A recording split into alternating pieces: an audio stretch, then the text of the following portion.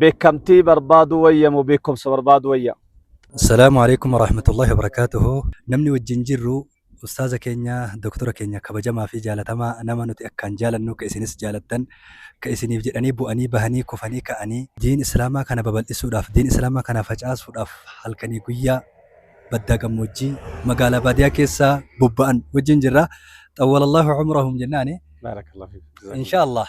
نتسن جالنا سنس جالتني دامسي قبابا إسان ندامن arraa yeroo ammaa kana keessatti namni beekamtiif bololuu jira moo beekumsaaf bololuu jira? Beekumsaaf bololuu qaba moo beekamtiif bololuu qaba? Dhaamsa jedhu sekondii muraasa keessatti falyuqaddimu ilaykum inshaallah.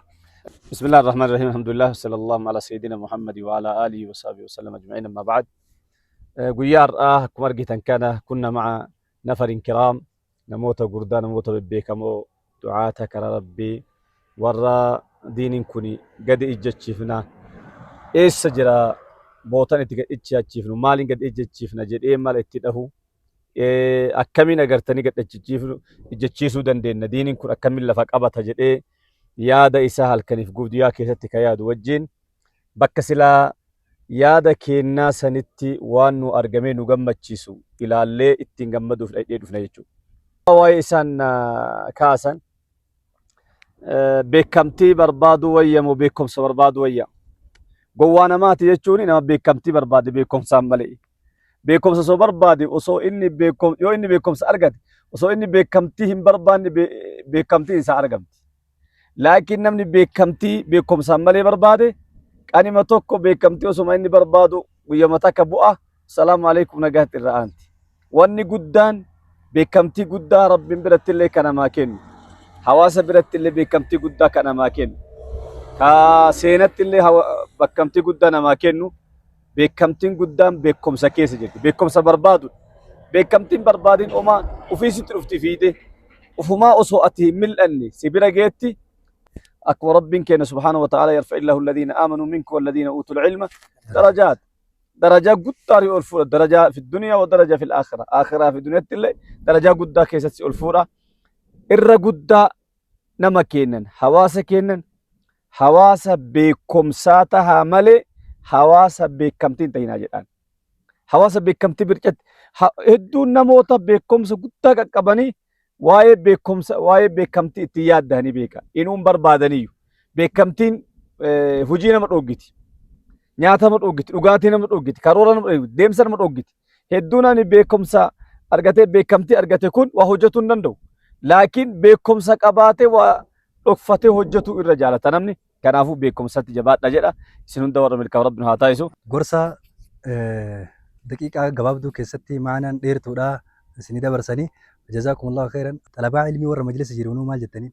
Xalabaan ilmii kan majlisa keessa jiru waan dhaamu dhugamatti yoo fuudha barbaaddan yoo dunyaa barbaaddan illee yoo mangistummaa barbaaddan dura hundumaa barbaaddan ilmii keessa jira. Namni ilmii argate wanna takka wanni inni dhabeen jiru. Hedduu waan jedhu qaba namaan. Mee caalima tahee nama hiyyoomsa tahee rakkate naa himaa jedhaan. Amma olumaanii keenya dureessa alhamdulillah. Wanni isaan duroomse maal waan ammata digdama gabartichi fi naggaadichi hojjetu guyyaa takkatti argata. Guyyaa takkatti argata bara. Maali beeytan rabbi wali qabee haga inni taa'usa wali qabaafi jira. Ati ilmii kanatti hojjette rabbi wali sii qaba dunyaa. Guyyama takka sii kaasana keessa fuudha. Namatu naa guuren jedhin rabbumatu kakkaasee bara akka agartanii walitti qabaniif godhe malee. Yoo ati rabbitti achi gortee ilmii kana barattee jette bootan sigaa waan kaan irratti seenaa isin himu guyyaa tokko nam lamaa wahii teessisee gorsa. Ati ebalu qura'aana qaraayisuu kana akkana jettee gad hin dhiisin daqiiqa takkallee yeroo hunda rabbi qura'aana kana hundi ol fuudha jeen. Kun akkas ati immoo akkana jettee ilmi irraa hin citini ilmi jabaadhu irraa hin deebi'ini aalima taata rabbi si guddisa maali ta'a jedhan. Natiijaa kan lamaan akkami arge beektanii. Ka'aalima taate ensun achi hin deeme baale hin deeme aalima tahe ta'anii qubsiisanii amma magaalaa takka ta'a xullaaba 700 nama 3,000 ol qaraase amma magaalaa takkatti.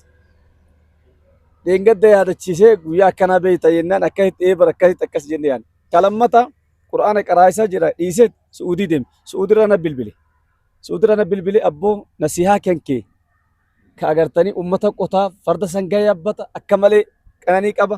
qur'aana bakka sanitti kenninaaf qananii san gadhiise amma su'uudii deemu jilleen qabu maalleen qabu rakkate na bilbile Sudaan jira amma achirra as deebi'ee akka durii isa ta'uuti amma gara Dubayii achirra lee hin ta'e haga ammaa seenaa bu'a namni qur'aanatti godhe osoo namni tokko ilmitti diinitti namni godhe takka hin kufu abadan hin kufu hin dhageenyes laakiin namni dunyaatti godhe dunyaan nama ganti akkuma qaallechu jedhe lana ilmu walil juhaali maalu fa innal maala yafnaa an qariibin wa innal ilma kanzun la yazuulu wa kanzun la takhaafu alayhi lissan khafiiful hamli yujadu haythu kunta maal waan guddaa tokko wanni ilmiin namaa godhu waan baay'ee tokko kanaafu ilmi jabaadhaa irraan garan galinaa homaa bakka feete geettaa waan bareedallee argattaa baarakallahu fiikum wassalaamu alaikum شكرا جزاكم الله خيرا أستاذ كينيان الفادا ربين عمري كيسن نوها ديرسو علمي كيسن نوها كانني سجناني